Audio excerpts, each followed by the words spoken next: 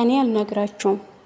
ጌማት የምትችል ሴት አረብ ሀገር ያለ ሴት ጌማት መስራት ከቻለች ጎበዝ ናት። ሁሉ ምግብ መስራት ትችላለች ነው የምትባሉት። ታውቃላችሁ። ለእናንተ አልነግርም። በጣም ቆንጆ፣ በጣም አሪፍ፣ በጣም የሚጣፍጥ ጌማት ዛሬ አብረን እንስራ ማለት ነው። ጌማትና ከብዝ ረጋግ የሚሉትን መስራት የምትችል ሴት ሼፍ ነው የምትባለው። ታውቃላችሁ። ስለዚህ አብረን እንስራ። ለመስራት የሚያስፈልገን ነገሮች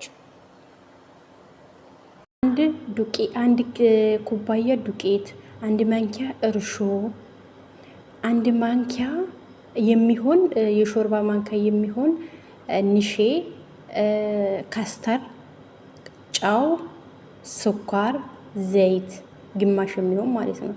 ለብ ያለ ውሃ አንድ ኩባያ፣ ከዛ ዱቄት፣ ወተት፣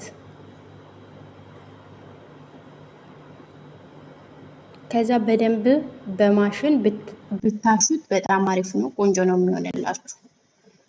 ከዛ አንድ እንቁላል እና አንድ ማንኪያ ቫኒላ ጨምሩበት፣ ለእንቁላሉ ማለት ነው። እንደዚህ እስከሚሆንላችሁ ከዛ አንድ 20 ደቂቃ ኩፍ እስከሚል ድረስ እናስቀምጣለን። እዚህ ጋር ደግሞ 2 ኩባያ ስኳር፣ 2 ኩባያ ስኳር ካረጋችሁ 1 ኩባያ ውሃ ነው የሚደረገው። ከዛ ትንሽ ሎሚ ይጨመራል። ትንሽዬ እንትን ጨምሮ ቫኒላ ማለት ነው ለጣሙ። ከዛ ይሄው እዚህ ጋር ዘይቱ ግሎልኛል፣ ልጡ ኩፍ ብሎልኛል። ከዛ ልጣችን እንደዚህ ኩፍ ካለ ዘይቱ በደንብ መጋል የለበትም፣ በመካከለኛ ሙቀት ማድረግ አለባችሁ። ከዛ እንደዚህ በምታዩት መልኩ ሞክሩት። በጣም ቆንጆ የሚጣፍጥ እና ቆንጅዬ ጌማት ነው። ሞክሩት። ያው ጌማት የሚሰራ አረብ ሀገር ታውቃላችሁ፣ ሼፍ ነው። ስለዚህ ሞክሩት። ጌማት ካወጣላችሁ ከባድ ምግብ የሚባለው ጌማት ነው።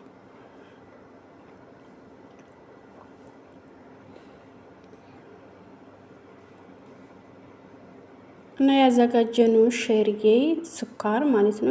ያዘጋጀነው ቅድም ይሄው እንደዚህ ከላይ እንጨምርበታለን። ይሄንን ይመስላል። በጣም አሪፍ፣ በጣም ቆንጆ ነው። ሞክሩት።